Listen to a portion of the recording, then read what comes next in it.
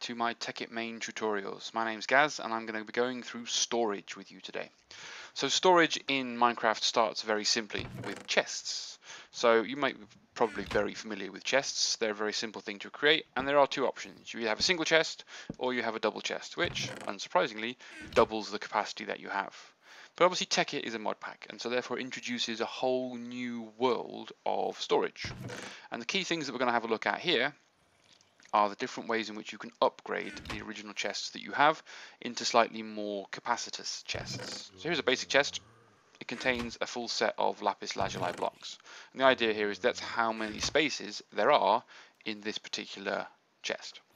So the first of these that we can look to build is our first upgrade. Now there are many upgrades, so if we have a look at upgrades in NEI, you can see that we have all these chest upgrades. So obviously we're focusing initially on a wood to iron chest upgrade. So it's a piece of wood surrounded by iron. So if we go into our crafting table, down a piece of wood, and we surround it by iron, we get our wood to iron chest upgrade. So if we use that on this chest, you'll see that it becomes an iron chest, and its capacity has been doubled, but its size has stayed the same. So the iron chest mod, and obviously these chests, allow us to increase the amount of capacity chests have without using up multiple blocks. So if we then have a look at the next step, which is to take the iron chest and turn it into a gold chest by surrounding an iron ingot with gold, you'll see once again capacity is increased. So we've effectively added another chest's space amount of capacity to this chest.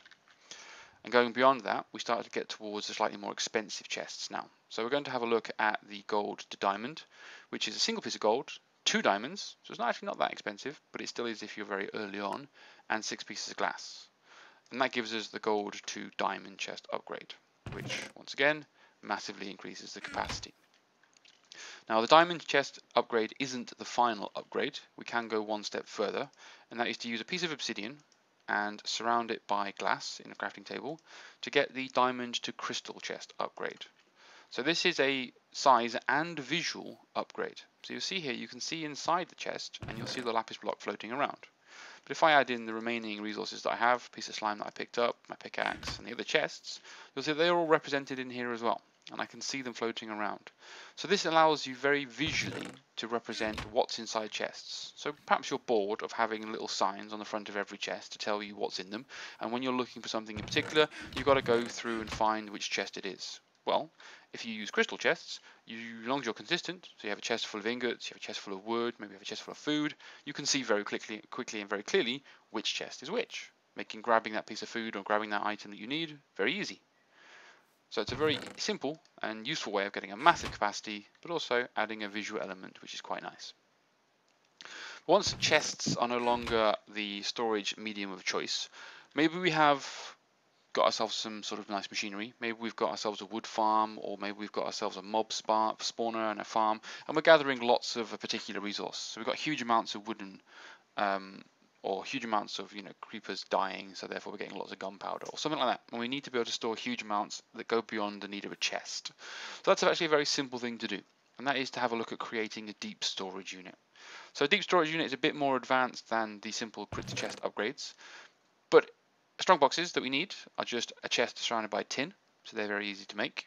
The only thing that we haven't seen before, which I'll show you before, is creating plastic. Now creating plastic is very simple. You just need to find some rubber trees in the real world, which when you're walking around in the Minecraft world you'll find very easily. When you chop down a rubber tree, you get some raw rubber.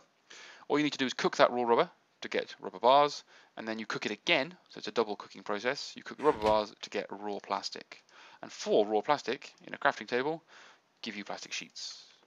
And in order to create deep storage, you place a strong box across. Now strong boxes don't stack, which is always nice.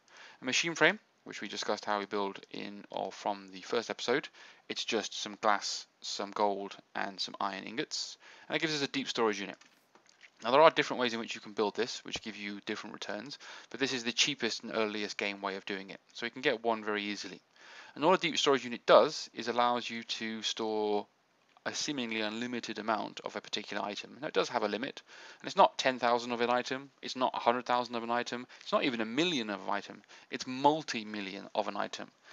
maybe even billions of an item, realistically. So more than you're ever going to need. There's no real reason why you would ever get that many of any particular item in this game.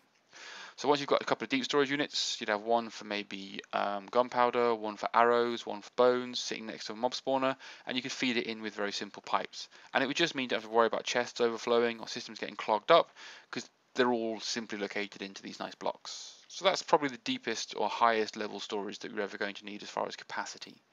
As far as complexity goes, there is one level of storage that we're not going to discuss in this episode. This is the level of storage which we're going to need its own episode entirely, and that's to start using the ME network. So each of these drive bays contains, in this case, a bank of 64K storages, and each of these storage cells could hold up to 63 different types of items, but realistically 65 or 64K of that item. Now, obviously 64K doesn't mean 64 of an item, it means 64,000. So there's quite a lot of items that can be stored then by the ME network, especially when you have an array like this. But we'll talk about ME networks later on. So what we've done so far in this episode then, and what we've looked at, just to recap, is storage. Basic chests are boring. We've added the world of iron chests with Tekkit, which allow you to get much more capacity into a single space, and deep storage units which you can use to store millions of a particular item, but only that one type of item. Especially useful when you have farms and things producing lots. Okay. Well, I hope you enjoyed the episode. I hope you continue to enjoy this series, and I hope you're learning something as we go. And I will see you again very soon for the next episode. Bye for now. Thank you for watching my tutorial. I hope you found it useful. You'll find a link in the description down below to the world, so if you want to download this tutorial world and have a go at these tutorials yourself, please do. You'll also be able to follow along with future episodes as I release them, and obviously I'll keep releasing new versions of the download world for you. You'll also see on screen 2 different images or icons that represent the available tutorials coming soon.